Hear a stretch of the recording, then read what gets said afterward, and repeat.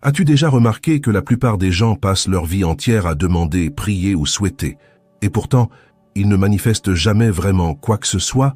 Cela arrive parce que tout le système de manifestation que tu as appris est erroné. Ce n'est pas le désir qui crée, c'est quelque chose de bien plus profond et que presque personne n'ose aborder. Aujourd'hui, je vais révéler le code peu connu que j'utilise pour manifester même les désirs les plus impossibles. C'est une clé contre-intuitive qui change tout, car pendant que les autres attendent encore des signes, toi tu vas découvrir comment vivre d'une manière qui fait plier la réalité devant toi. C'est la vidéo la plus rare de tous mes enseignements, et une fois que tu auras compris ce que je vais te montrer, il te sera impossible de revenir à l'ancien schéma.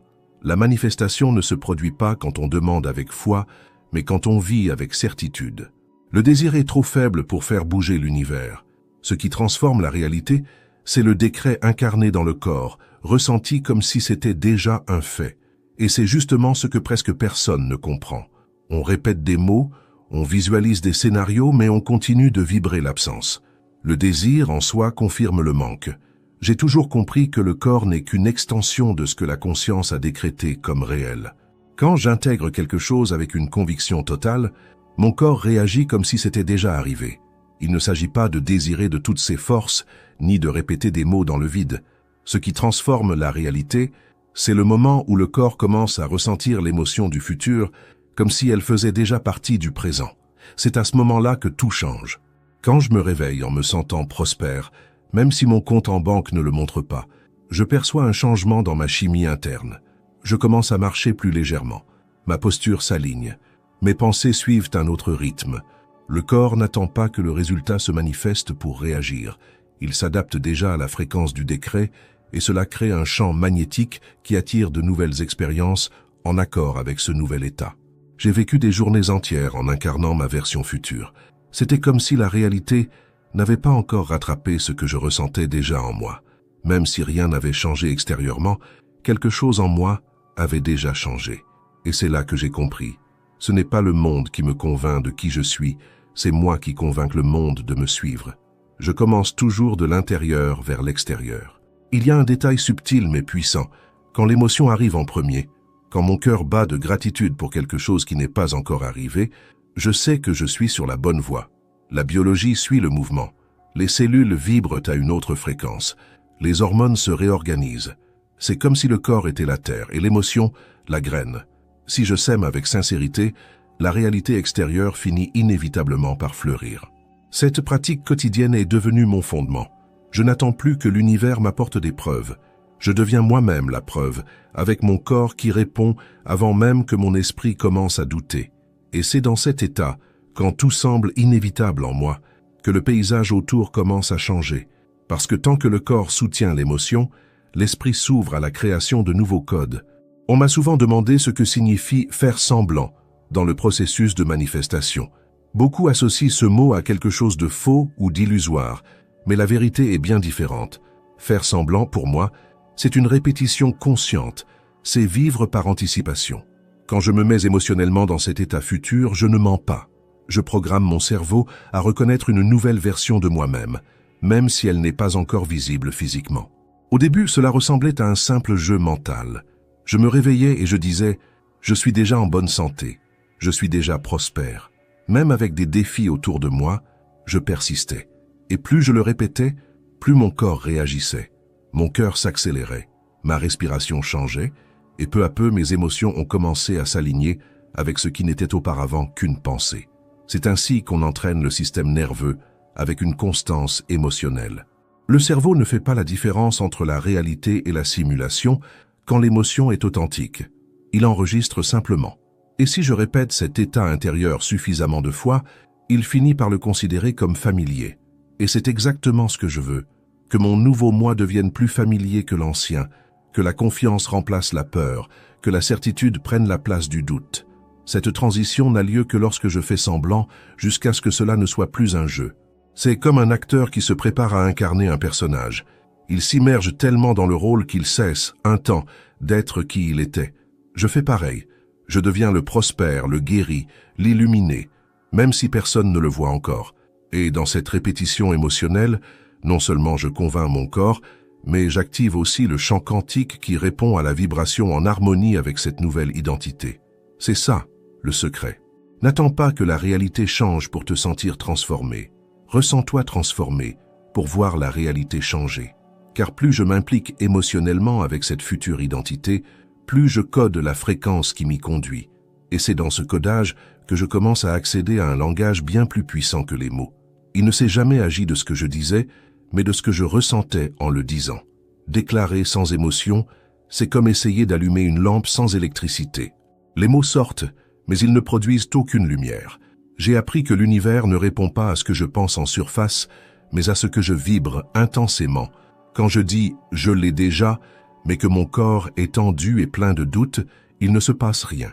Mais quand je déclare avec une gratitude sincère, quelque chose commence à bouger dans le champ. Pendant longtemps, j'ai répété des affirmations comme un robot, en espérant qu'un miracle se produise. Ce n'est pas ainsi que ça fonctionne. Ce n'est que lorsque je me suis permis de ressentir vraiment, avec le cœur ouvert, que les changements ont commencé. La gratitude, par exemple, est devenue ma principale motivation. Quand je remercie pour quelque chose qui n'est pas encore arrivé, mon corps se comporte déjà comme si c'était le cas. Et cette cohérence entre l'esprit et le cœur change tout. Je me souviens d'une époque où je déclarais ma guérison. Je ne disais pas seulement « je suis guéri ». Je ressentais du soulagement, du confort et de la liberté. Je respirais profondément, comme si j'avais surmonté des années de douleur. Et petit à petit, mon corps a commencé à s'adapter à cette sensation. Il s'est réorganisé intérieurement comme pour dire « très bien, voici la nouvelle programmation ». Ce n'est pas de l'optimisme, c'est de l'ingénierie de la réalité. Les émotions sont les messagères les plus puissantes que nous possédons. Elles transportent nos intentions directement dans le champ quantique. Si je dis quelque chose avec peur, j'envoie de la confusion. Mais si je le dis avec joie, j'envoie de la certitude. C'est pourquoi, avant de décréter quoi que ce soit, je prépare mon état intérieur. Je mets une musique qui m'élève. Je me remémore un moment heureux. Je visualise quelque chose de grandiose. Puis je parle avec présence, avec force, avec un vrai ressenti. Car au fond, le décret ne consiste pas à convaincre l'univers, mais à m'aligner avec ce qui existe déjà en tant que potentiel. Et plus je ressens, plus cette possibilité devient rapidement une réalité tangible. C'est alors que l'esprit commence à créer des images si nettes qu'elles deviennent presque inévitables. J'ai transformé mon esprit en scène, une scène où tout ce qui n'est pas encore arrivé peut être répété en détail. Je n'imagine pas comme un rêveur, je visualise comme quelqu'un qui sait que cela va arriver. Chaque image, chaque sensation, chaque scène créée dans mon esprit devient un scénario pour que le corps réagisse avec une chimie réelle. Pour moi, imaginer n'est pas un passe-temps, c'est anticiper l'inévitable. En début de journée, je consacre quelques minutes à entrer dans ce théâtre mental. Je me vois dans des lieux que je n'ai pas encore visités, dans des relations qui ne se sont pas encore matérialisées, vivant des réussites qui, extérieurement, n'ont même pas encore pris forme. Et pourtant, mon cœur bat différemment. Mon corps se réchauffe, l'émotion surgit. C'est le signe que mon cerveau a accepté cela comme une vérité. Ce qui est impressionnant, c'est de comprendre que le cerveau n'a pas besoin de l'expérience réelle pour commencer à changer. Si l'esprit visualise avec assez d'émotion, il l'enregistre comme un souvenir, et le corps réagit. Il commence à libérer les mêmes neurotransmetteurs qu'il libérerait dans une situation réelle. C'est ainsi que j'ai compris. L'esprit n'attend pas la réalité. Il répète, et le corps répète avec lui. J'ai vu des athlètes olympiques améliorer leur performance simplement en visualisant. J'ai vu des personnes surmonter des traumatismes sans bouger, juste en reprogrammant leurs images mentales. Quand la répétition est intense, l'environnement doit s'adapter, car le cerveau commence à prédire cet avenir avec une telle clarté qu'il n'y a plus de place pour le doute, seulement pour la préparation. Et à mesure que cet avenir répété revient encore et encore, il cesse d'être une possibilité lointaine pour devenir une réalité imminente. C'est là qu'intervient un allié puissant qui change tout avec le temps et la pratique, la répétition. S'il y a bien une chose que j'ai apprise au fil des années, c'est que la répétition est le langage du cerveau. Rien de grand ne se réalise avec une seule pensée ou une émotion passagère. Il faut répéter jusqu'à ce que cela devienne plus familier que l'ancienne histoire qu'on porte en soi. J'ai réécrit mon destin le jour où j'ai décidé de former mon esprit avec la même discipline qu'un musicien qui répète une symphonie, chaque jour, sans exception. Au début, cela semblait forcé. Mon corps résistait. Mon esprit voulait revenir à ces vieux schémas, mais j'ai persisté. Et plus je répétais les états émotionnels de gratitude, d'amour et de certitude, plus ils devenaient automatiques. J'ai commencé à reconnaître l'émergence d'un nouveau moi. C'était comme entraîner un muscle émotionnel. Et en le renforçant, il a fini par modifier la fréquence de toute ma vie. La répétition n'est pas seulement mentale, elle est comportementale. Je ne répétais pas seulement des affirmations, mais aussi des gestes, des attitudes, des routines. Je me levais tôt, je respirais profondément et je me plaçais dans l'état désiré, même les jours difficiles, surtout ces jours-là. Car c'est justement dans l'inconfort que le cerveau tente de te ramener à l'ancien, mais c'est là que le vrai reconditionnement a lieu. J'ai vu des gens se transformer complètement en quelques semaines seulement en prenant la décision de répéter chaque jour une nouvelle façon de penser et de ressentir. C'est comme réapprendre à être une autre personne, mais cette fois avec intention. Tu choisis, tu répètes, et tu te transformes. Ton cerveau, à son tour, crée de nouvelles connexions, et ton corps commence à répondre avec de nouveaux comportements, de nouvelles émotions et de nouveaux résultats. Avec le temps, cette nouvelle manière d'être cesse d'être une nouveauté. Elle devient naturelle, familière, incontestable, et c'est à ce moment-là, quand tu ne cherches plus à ressembler à une autre personne, mais que tu es, que se produit le changement le plus profond, capable de raccourcir toute distance entre ce que tu veux et ce que tu es déjà. Pendant longtemps, j'ai cru que l'univers fonctionnait comme un gigantesque aimant et que je devais faire des efforts pour attirer ce que je voulais. Mais j'ai compris que la manifestation ne fonctionne pas ainsi. Il ne s'agit pas d'attirer, mais de devenir. Quand j'ai incarné l'état émotionnel de ce que je voulais vivre, j'ai cessé de chercher à l'extérieur de moi. Tout a commencé à bouger parce que je suis devenu l'aimant lui-même, et non quelqu'un essayant d'attirer quelque chose. Le tournant se produit quand le désir cesse d'être une idée lointaine pour devenir une identité. Si je veux la prospérité, j'agis comme quelqu'un de prospère. Je ressens comme une personne prospère. Je prends des décisions comme elle. Et peu à peu, cette simulation consciente devient une essence. Je ne la poursuis plus. Je la porte en moi. Et le monde extérieur ne fait que refléter ce qui vibre déjà à l'intérieur. Je me souviens d'une femme qui voulait trouver l'amour. Au lieu de partir à la recherche de quelqu'un, elle a commencé à vivre comme si elle était déjà dans une relation saine. Elle cuisinait avec plus de joie, dormait le sourire aux lèvres, écoutait de la musique romantique en dansant seule. Et peu de temps après, elle a rencontré quelqu'un qui vibrait exactement sur la même fréquence, car elle n'attirait plus quelqu'un de l'extérieur. Elle était devenue cette fréquence. Le chant répond à ce que l'on est, pas à ce que l'on veut. Quand l'identité vibre en cohérence, il n'y a plus de place pour le doute. Et tout ce qui ne correspond pas à ce nouvel état disparaît tout simplement. C'est comme régler une station de radio. Tu ne forces pas l'émetteur à jouer ce que tu veux entendre. Tu tournes simplement le bouton jusqu'à trouver la bonne fréquence. Et une fois trouvé, tout s'aligne. C'est la différence entre attendre et incarner. Alors que la majorité attend des signes, moi je choisis de vibrer d'abord. Car lorsque je commence à vivre ce nouveau moi avec la même naturalité que je respire, je découvre quelque chose d'encore plus puissant, quelque chose qui transcende l'individu et touche les racines du divin. J'ai toujours dit que si nous sommes faits à l'image et à la ressemblance du Créateur, notre rôle ici n'est pas de mendier la réalité, mais de la maîtriser. Le Créateur ne demande pas la permission pour créer, il crée simplement. Et si je fais partie de lui, cette même étincelle est en moi. Accepter cela a complètement transformé mon comportement. J'ai cessé d'agir comme un être limité et j'ai commencé à décider comme quelqu'un qui a le droit légitime de co-créer sa réalité. Agir en tant qu'enfant du Créateur n'est pas de l'arrogance, c'est une responsabilité. Cela signifie comprendre que l'univers n'est pas contre moi. Il m'écoute en permanence. Et plus je suis cohérent entre pensée, émotion et action, plus fort est l'écho que j'émets. Cette cohérence est le langage même de la création. Quand j'agis comme si j'avais déjà reçu, j'envoie un signal clair. Je suis prêt, je suis aligné, je suis complet. J'ai vécu des expériences puissantes en appliquant ce principe. Je me souviens d'une fois où j'ai dû prendre une décision risquée dans les affaires. Au lieu d'agir avec peur, j'ai agi avec confiance. J'ai pris des décisions comme si j'étais certain que le succès était inévitable. Et le résultat a été exactement ce que ma vibration soutenait. Ce n'était pas de la chance, c'était un héritage activé. Le Créateur se manifeste à travers la confiance dans nos actions.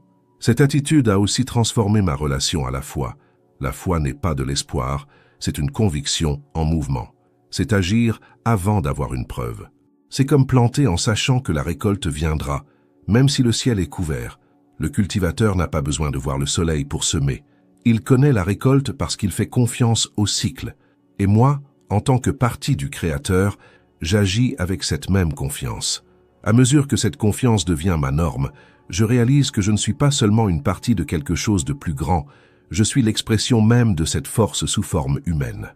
Et lorsque cette clarté prend racine, tout coule avec la même simplicité qu'une fleur qui s'ouvre. Il suffit d'observer la nature pour comprendre comment fonctionne la création. La graine ne supplie pas pour devenir arbre. La rivière ne se demande pas si elle mérite d'atteindre la mer. Tout coule naturellement, en silence, sans effort. C'est en comprenant cela que j'ai cessé de demander et commencé à me reconnaître. Car tant que je demandais, j'affirmais que je ne possédais pas. Mais quand je suis devenu, tout a commencé à se manifester de lui-même. Ce changement d'attitude a été libérateur. J'ai cessé d'attendre des signes et j'ai commencé à être le signe. Lorsqu'une fleur fleurit, elle n'annonce pas sa beauté. Elle fleurit simplement. Et c'est exactement ce que j'ai commencé à faire. M'épanouir de l'intérieur vers l'extérieur. Vivre à partir de la certitude et non de l'attente. L'identité a précédé l'expérience. Et comme dans la nature, le fruit est arrivé comme une conséquence, non comme une récompense. J'ai appris à observer mes propres cycles, comment je me sentais au réveil, ce que je cultivais dans la journée, quelles émotions je nourrissais, car il n'a aucun sens de semer des graines d'abondance et de les arroser avec de l'anxiété. La nature enseigne que tout demande du temps, de la constance et une confiance silencieuse. C'est ainsi que j'ai commencé à manifester avec facilité, sans désespoir, sans supplication. Agir comme une partie de la nature, c'est abandonner l'idée de mérite et embrasser le flux de la création. Le soleil ne se lève pas parce qu'il a été approuvé, il se lève parce que sa nature est de briller. Quand je me suis reconnu comme faisant partie de ce même système, j'ai cessé de me demander si j'en étais capable ou non. J'ai simplement laissé faire, aussi simple que ça. Et cette simplicité est la force la plus sophistiquée de l'univers. Et maintenant que tout a été dit, ressenti et vécu, il ne reste qu'un rappel. Tout ce que l'on désire sincèrement existe déjà en celui qui a le courage de vivre comme si c'était inévitable. Il arrive un moment où continuer à désirer devient une prison subtile. Le vrai saut se produit quand tu décides d'arrêter de demander et que tu commences à vivre comme si tu avais déjà reçu. Chaque enseignement partagé ici n'est pas une théorie, mais une pratique transformatrice.